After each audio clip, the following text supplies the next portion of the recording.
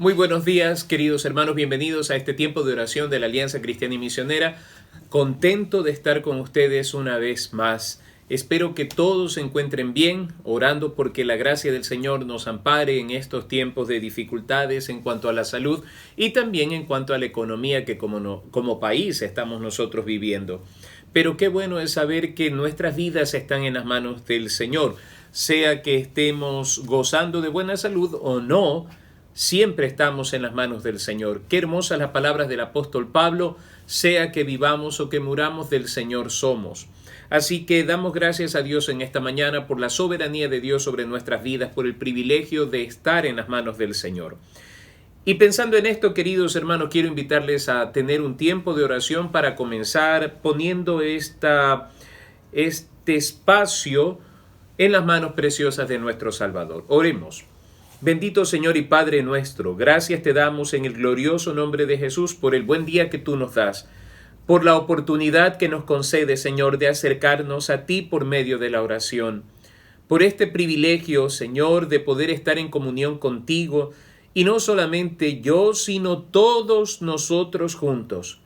Padre, qué hermoso es saber que tu palabra nos enseña que donde están 2 o 3 congregados en tu nombre, allí estás tú, Señor, y maravillosamente, a pesar de estar tan distantes, sabemos que tú estás con nosotros.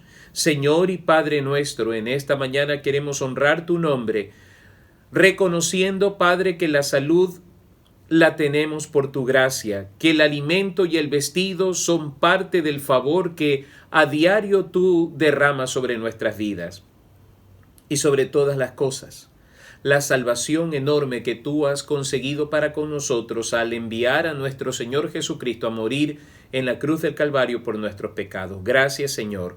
Te adoramos y te bendecimos, y en esta hora proclamamos que Jesucristo es el Señor. Te bendecimos, Señor, y queremos encomendar este tiempo en tus gloriosas manos, suplicando tu favor y misericordia sobre nosotros, que tu oído esté atento a la oración que hacen tus siervos delante de ti, invocando tu nombre día y noche. En Cristo Jesús lo pedimos. Amén. Amén. Bien, hermanos queridos, vamos a aprovechar el tiempo abriendo nuestras Biblias en la carta del apóstol Pablo a los Gálatas, capítulo 2, y quiero leer todo el capítulo para luego detenernos en el versículo 20. ¿Me acompañan? Tomemos nuestra Biblia y por favor vamos a leer el capítulo 2 de la carta de Pablo a los Gálatas. Dice así: Después, pasados 14 años, subí otra vez a Jerusalén con Bernabé, llevando también conmigo a Tito. Pero subí según una revelación, y para no correr o haber corrido en vano, expuse en privado a los que tenían cierta reputación el evangelio que predico entre los gentiles. Mas ni aun Tito, que estaba conmigo, con todo y ser griego, fue obligado a circuncidarse. Y esto a pesar de los falsos hermanos introducidos a escondidas que entraban para espiar nuestra libertad que tenemos en Cristo Jesús para reducirnos a esclavitud, a los cuales ni por un momento accedimos a someternos para que la verdad del Evangelio permaneciese con vosotros. Pero de los que tenían reputación de ser algo, no que hayan sido en otro tiempo, lo que hayan sido en otro tiempo nada me importa, Dios no hace acepción de personas. A mí, pues, los de reputación nada nuevo me comunicaron. Antes, por el contrario, como vieron que me había sido encomendado el evangelio de la incircuncisión, como a Pedro el de la circuncisión, pues el que actuó en Pedro para el apostolado de la circuncisión, actuó también en mí para con los gentiles. Y reconociendo la gracia que me había sido dada, Jacobo, Cefas y Juan, que eran considerados como columnas, nos dieron a mí y a Bernabé la diestra en señal de compañerismo para que nosotros fuésemos a los gentiles y ellos a la circuncisión. Solamente nos pidieron que nos acordásemos de los pobres, lo cual también procuré con diligencia hacer. Pero cuando Pedro vino a Antioquía, le resistí cara a cara porque era de condenar.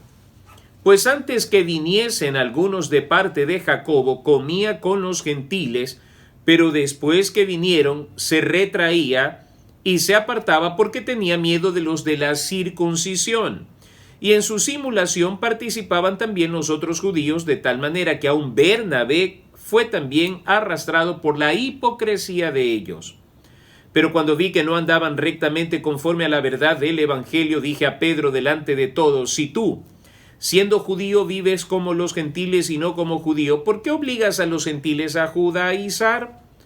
Nosotros, judíos de nacimiento y no pecadores de entre los gentiles, sabiendo que el hombre no es justificado por las obras de la ley, sino por la fe de Jesucristo, nosotros también hemos creído en Jesucristo para ser justificados por la fe de Cristo y no por las obras de la ley, por cuanto por las obras de la ley nadie será justificado.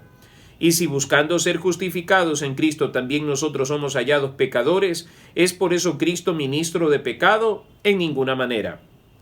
Porque si las cosas que destruí las mismas vuelvo a edificar, transgresor me hago.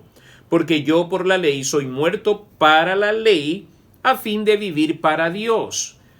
Con Cristo estoy juntamente crucificado y ya no vivo yo, mas vive Cristo en mí. Lo que ahora vivo en la carne, lo vivo en la fe del Hijo de Dios, el cual me amó y se entregó a sí mismo por mí. No desecho la gracia de Dios, pues si por la fe fuese la justicia, entonces por demás murió Cristo. Bien, queridos hermanos, en este capítulo 2 de la carta a los Gálatas, el apóstol Pablo nos recuerda el fundamento de nuestra fe, que es el Evangelio de Jesucristo, frente al cual las obras de la ley caen por la incompetencia para poder hacer al hombre salvo. Para entender lo que acabo de decir es necesario que nosotros manejemos bien lo que nos dice el apóstol Pablo en la carta a los Romanos, capítulo 8, versículo 3. Porque lo que era imposible para la ley, por cuanto era débil por la carne, Dios, enviando a su Hijo en semejanza de carne de pecado y a causa del pecado, condenó al pecado en la carne. Uno de los problemas más fuertes que se trata a través de esta carta en la iglesia de Galacia es que habían grupos de judaizantes que estaban procurando que los nuevos creyentes, los que habían depositado su fe en Cristo para salvación, estaban siendo obligados a la observancia de una serie de rituales y prácticas que eran propias del judaísmo. Esto generaba confusión, esto generaba también un desfase en cuanto a la cimentación de la fe en los nuevos creyentes. ¿Por qué razón? Porque cuando se enseñaban las obras judaizantes, se pretendía que parte de la salvación constara en la observancia, en el cumplimiento de todos estos rituales, de todas estas observancias judías. Pues bien, esto es algo que está calando profundamente en el corazón y en el pensamiento de los creyentes de la iglesia en Galacia, a tal punto que el apóstol Pablo en el capítulo 1 nos dice que si aún un ángel del cielo viniera con un evangelio diferente, él mismo sea tratado como anatema, o sea, como maldito. ¿Cuántas ideas y pensamientos se han inoculado en la iglesia latinoamericana, en la iglesia cristiana evangélica latinoamericana en los últimos 20, 30 años?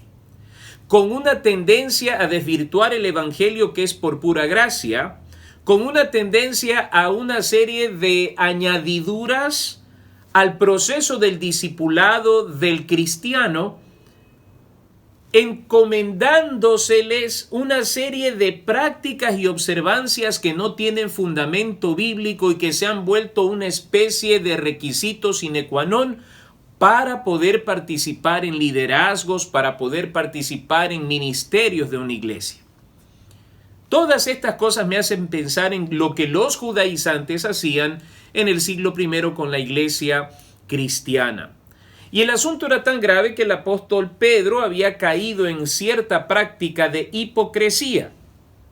Cuando estaba lejos de los judaizantes, vivía y admitía a los gentiles en su mesa.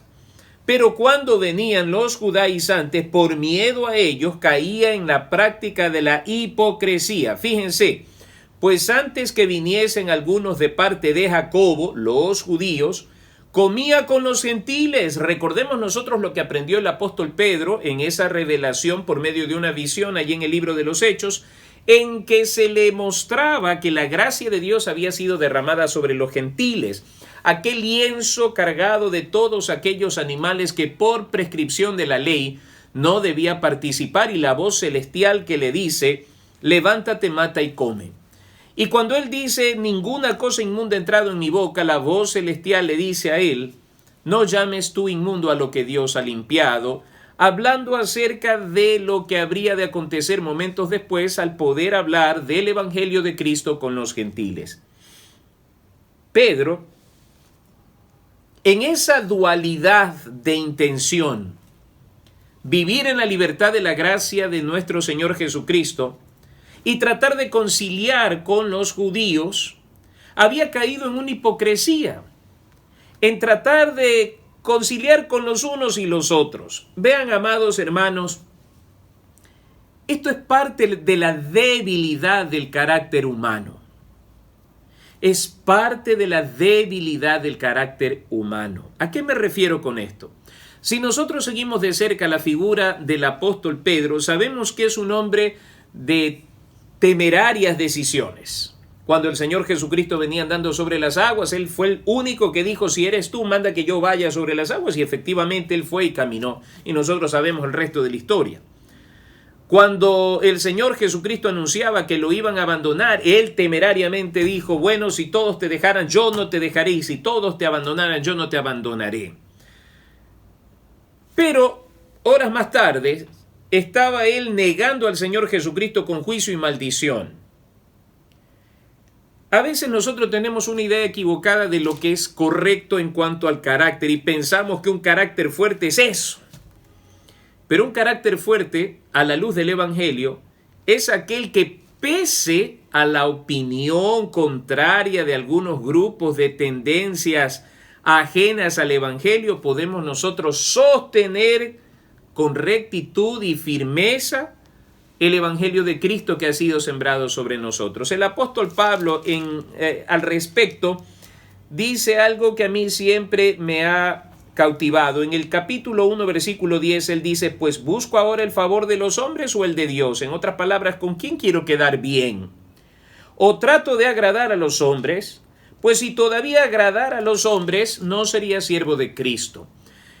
Y esto nos sirve a nosotros para el tratamiento de lo que está pasando con el apóstol Pedro. Parece que él quería quedar bien con los unos y quedar bien con los otros. ¿Cuál es la solución cuando nosotros nos encontramos en ese dilema? Porque quisiéramos quedar bien con todos, quisiéramos estar en paz con todos, quisiéramos agradarle a todos. Yo quisiera decirle dos cosas. En primer lugar, miremos al Señor Jesucristo. El Señor Jesucristo era el más interesado en que los hombres escuchasen el mensaje del amor de Dios, de esa apertura de brazos de parte de Dios para con los pecadores, a tal punto que desde el Calvario Él exclama: Padre, perdónalos porque no saben lo que hacen. No pidió castigo, no pidió que Dios los consuma, Él pidió misericordia. Él tiene abiertos sus brazos y dice: todo aquel que cree es salvo. Todo aquel que cree. No podemos nosotros cuestionar que el Señor Jesucristo viniese para otra intención que no sea la de que el Padre pudiese cumplir en Él su santa voluntad. Pero Él nos dejó claro un asunto. Él no cayó en ese juego de quedar bien con todos de manera política. Cuando Él inicia su ministerio, Él es alguien que resplandece por una actitud diferente a la que antes se ha visto. Su enseñanza es como quien tiene autoridad, decían los ancianos. Cuando el Señor Jesucristo fue encontrado disertando con los ancianos allí en el templo por José y por María, Él les responde: ¿no sabíais que en los negocios de mi Padre me es necesario estar? No tuvo reparos en reconocer eso. Cuando lo quisieron nombrar rey, cuando lo quisieron coronar, Él sabía muy bien que ese no era el propósito para el cual Él había venido, así que los dejó esperando, se escabulló de entre ellos. Cuando una mujer, pretendiendo congraciarse tal vez, le dice: bienaventurados los pechos que mamaste, Él le responde de una manera cortante: no, más bienaventurados los que obedecen o los que hacen la voluntad de mi Padre. cuando llega al templo, no tiene una actitud política tratando de convencer a las personas que no deberían estar allí. Sencillamente se arma de un látigo y los echa de la puerta del templo donde habían construido un verdadero negocio. El Señor Jesucristo es un ejemplo de lo que significa tener carácter.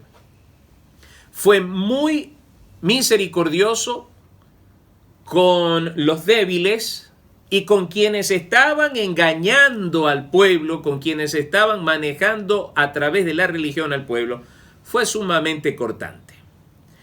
El apóstol Pedro es una muestra del carácter humano, pretendiendo congraciarse con los unos y con los otros, tratando de quedar bien con todos y no ofender a nadie. Esa es una estrategia perdedora.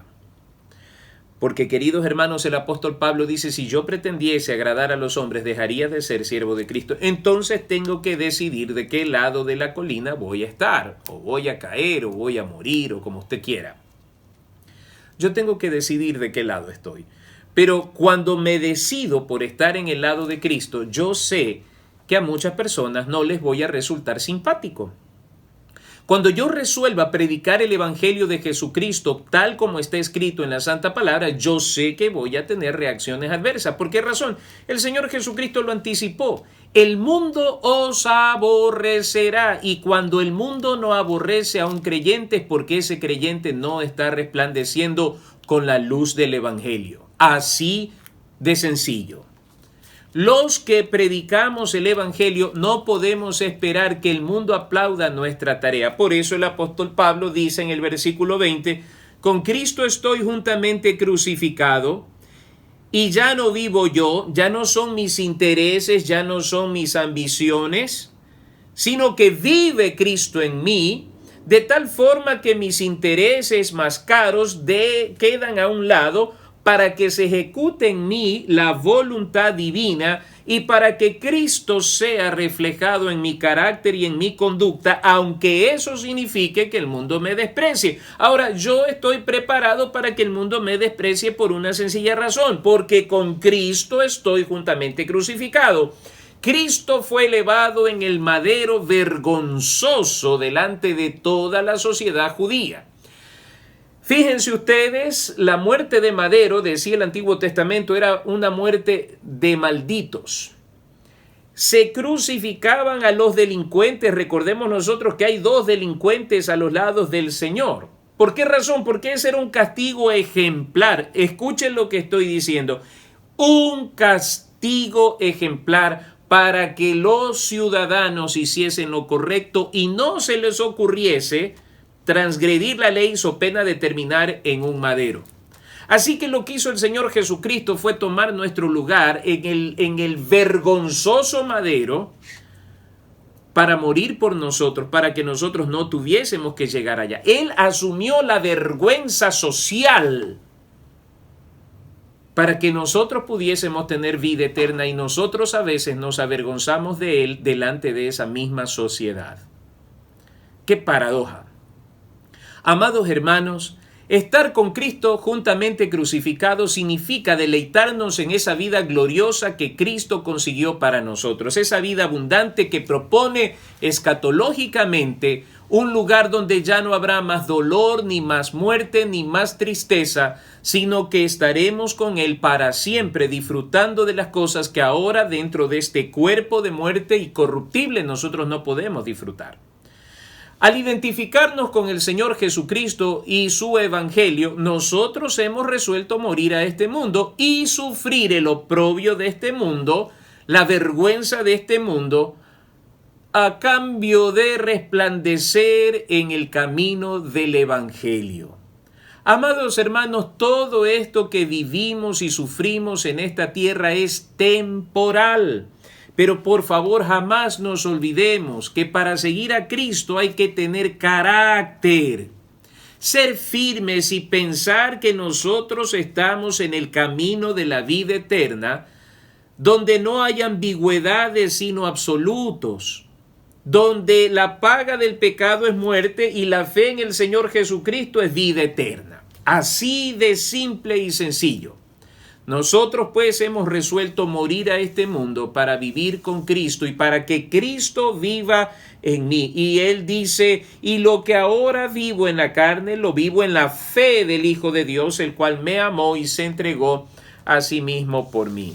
Quiera Dios que cada día se pueda ver mucho más reflejado en nosotros el carácter de Cristo, esa tenacidad para seguirle a Él, pero sobre todas las cosas, esa resolución de ser verdaderamente siervos de Cristo bajo el contexto de las palabras del apóstol Pablo. Si pretendiese agradar a este mundo y ser simpático a este mundo, dejaría de ser siervo de Jesucristo.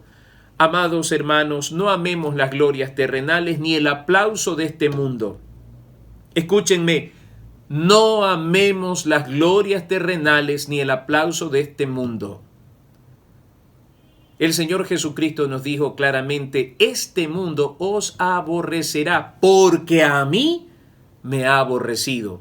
Nosotros no estamos aquí para buscar el beneplácito de este mundo, estamos para llevarle al mundo que está en tinieblas de las cuales fuimos nosotros rescatados, esa luz que alumbra a los hombres, esa luz del Evangelio que disipa toda oscuridad de pensamiento y del alma, de tal forma que Cristo sea el libertador de conciencias y de alma y de espíritu de un mundo que está sumergido en tinieblas. Jamás olvide que usted está en la luz, que usted es un hijo de luz, mientras que el mundo está en tinieblas. Entonces, identifíquese abiertamente con el Señor Jesucristo sin ninguna ambigüedad. Proclámelo, porque todo aquel que se avergonzare del Señor, el Señor también se avergonzará de él delante del Padre Celestial y de sus ángeles. Bien, queridos hermanos, pensando en esto, el Señor nos ha puesto a nosotros para resplandecer en este país, así que vamos a orar en esta mañana por los ecuatorianos que han empezado diversos emprendimientos a raíz de la crisis económica, que Dios alumbre el pensamiento de los hombres. Por los hospitales, clínicas, centros de salud en general, para que haya la provisión oportuna de recursos médicos y de especialistas que puedan realizar los tratamientos correctos. También por los hijos de cada familia, para que el temor a Dios pueda ser cimentado en ellos. Por la población de adultos mayores del país, que Dios los guarde de ser contagiados del COVID. Y vamos a orar en este día también por los países de Centroamérica que están siendo azotados por el huracán Iota, que es de categoría 5 en la actualidad, es algo muy severo. Y por supuesto, querido hermano, querida hermana, vamos a estar orando por sus peticiones. Hemos estado orando en esta semana por las peticiones de nuestros hermanos en Bahía de Caracas, en Chorrillo. Y nuestro saludo cordial para todos ustedes, ahí en Manta también. También saludos a nuestros hermanos en Quito, en Ambato, que fielmente están pendientes de este tiempo de oración. Que Dios los bendiga y créanme, hermanos, es una alegría poder orar por sus peticiones. Así que acompáñenos en oración. Bendito Señor y Padre nuestro, en esta mañana nos gozamos de haber recibido el Evangelio de vida, un Evangelio que no es ambiguo, sino que es absoluto, es perfecto, porque proviene y emana de ti, Señor, para la salvación de los hombres. Ayúdanos a ser claros en este asunto, de tal forma que no estemos nosotros esperando el aplauso o el reconocimiento del mundo, sino el aplauso del cielo y el reconocimiento de lo alto. Bendito Padre Celestial, en esta mañana queremos orar por nuestro país, por las autoridades de nuestra nación, pidiéndote que se vuelvan a ti, para que entonces puedan tener la sabiduría que es de lo alto y que permite a los hombres hacer las cosas con rectitud. Padre bendito, oramos por aquellas personas que han comenzado sus emprendimientos. Pedimos una bendición para todos aquellos que están trabajando en pequeños negocios para salir adelante en medio de esta crisis que vivimos. Señor, pedimos también de manera especial por nuestros hermanos en la fe, que han perdido sus empleos y que ahora están iniciando un trabajo particular. Ruego que tu bendición nos alcance, Padre Celestial. Asimismo, oramos por todo centro de salud, por hospitales, clínicas, Señor, por todo lugar donde se están atendiendo a los contagiados por el COVID.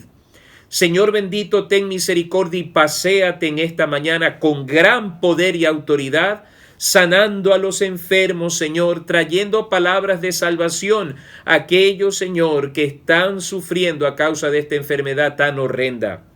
Bendito Padre Celestial, lleva hombres y mujeres, médicos, enfermeras, Señor, que puedan llevar el Evangelio de Jesucristo hasta el lecho de dolor de estas personas. Señor, porque sabemos que lo más importante de todo es que el hombre sea salvo. Porque, Señor, sabemos que tarde o temprano nosotros debemos dejar este cuerpo de muerte. Pero lo más importante empieza en ese momento. De allí que rogamos, Señor, por médicos creyentes, doctores, doctoras que lleven el Evangelio, Señor, a los que están padeciendo en este momento. Y de hecho te pedimos, Señor, que tú los guardes para que ellos puedan continuar predicando el Evangelio. Señor amado, haz provisión para todos los recursos médicos que se necesitan. Y Padre Santo, da sobre todas las cosas sabiduría para el correcto tratamiento de esta enfermedad.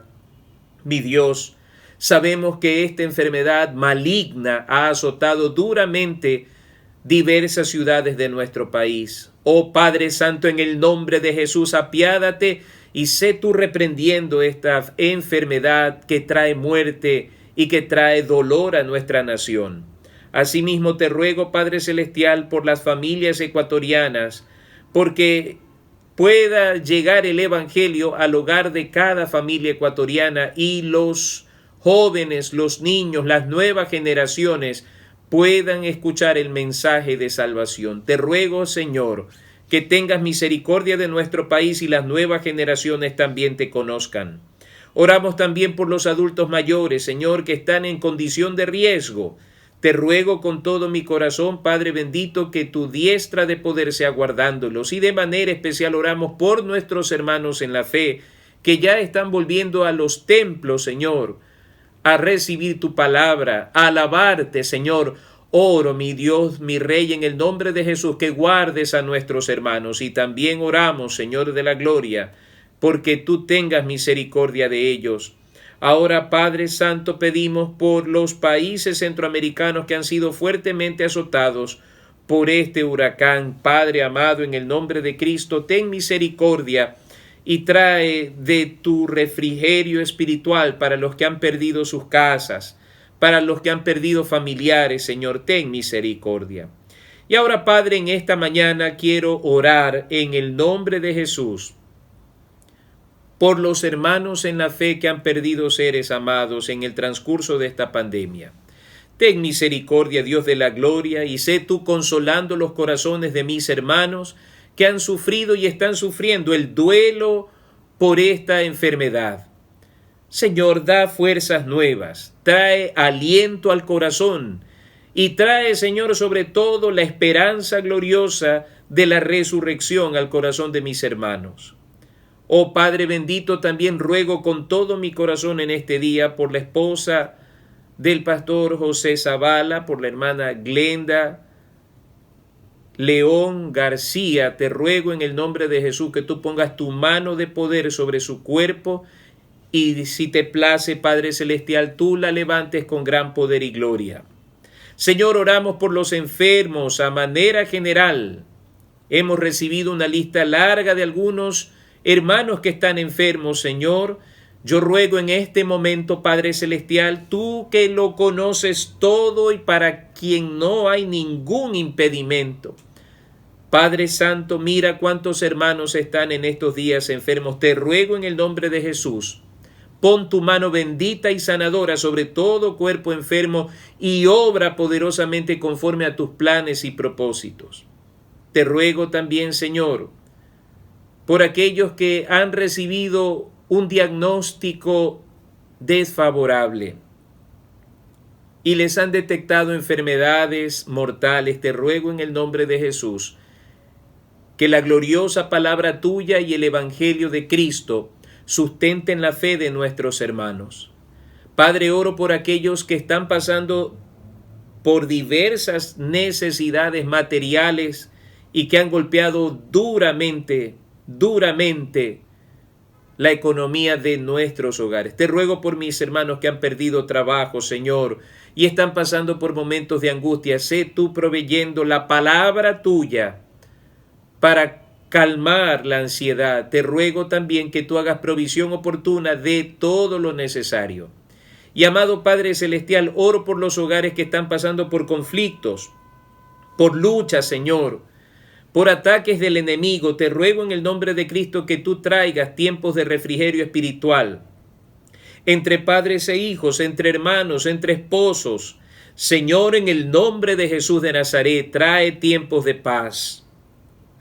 Señor bendito, tiempos de salvación. Te ruego por las ciudades de nuestro país, por un derramamiento poderoso de tu Espíritu Santo, despertando a la iglesia en estos tiempos para llevar el evangelio de salvación a todo aquel que necesita el evangelio con urgencia en estos días, Señor. Levanta tu iglesia, Señor, en un clamor general por la salvación de las almas en nuestro país. Y, Señor, te ruego con todo mi corazón que tú hagas cosas maravillosas en estos días de tanta incertidumbre. También te pido que tú guardes a tu iglesia, a tu amada iglesia, de las falsas doctrinas, de los falsos ministros, Señor. Guarda, por favor, a tu iglesia con la santidad de tu palabra. Te ruego con todo mi corazón que la iglesia tuya vuelva a tu palabra, vuelva a tu palabra. Pastores, hermanos, diáconos, volviéndose como en el libro de Nehemías, Señor, a tu palabra, con angustia y desesperación. Padre bendito, en el nombre de Jesús, una iglesia fuerte en tu palabra es una iglesia que mantiene su lámpara ardiendo, llena de tu aceite, Padre, esperando tu venida. Te ruego en el nombre de Jesús por una iglesia que camina en santidad en este mundo donde debemos resplandecer con el Evangelio. Y Padre bendito, oramos por las autoridades de nuestra iglesia porque tú bendigas la Junta Directiva Nacional y les des sabiduría para las resoluciones que deben tomar. Y ahora, Padre, en el nombre de Cristo, bendice a todos mis hermanos que el día de mañana han propuesto en su corazón cumplir con tu palabra, asistiendo a tu casa. Bendice a mis hermanos que todos podamos entender que la salud y la seguridad de nuestra vida está en tus manos. Señor, que mejor es estar un día en tus atrios que 1000 fuera de ellos. Bendice a aquellas iglesias que han comenzado sus actividades, Padre, en el nombre de Jesús. Que haya un derramamiento de gozo celestial sobre los hermanos al volver a tu casa. Que juntos podamos celebrar tu grandeza.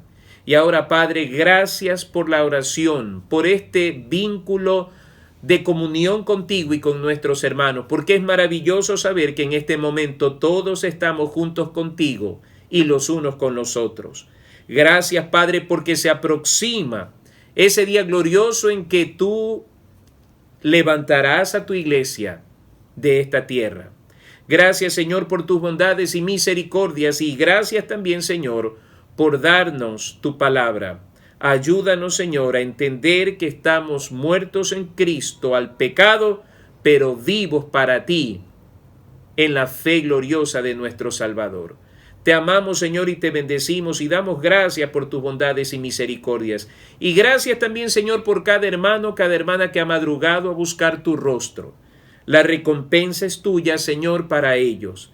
Padre Santo, bendícelos en sus actividades en este día. Como dice tu palabra, mientras me dure el aliento en mí, madrugaré a buscar tu rostro, Señor. Gracias por mis hermanos, bendícelos, fortalécelos y aliéntalos, Padre. En el nombre de Jesús te glorificamos y damos gracias. Amén, amén. Que el Señor los bendiga, queridos hermanos, que tengan un maravilloso día y que el día de mañana sea un día de victoria, un día de gozo, un día de clamor en la casa del Señor. Ánimo, mis hermanos, que el Señor está con nosotros ahora y hasta que Él venga. Amén.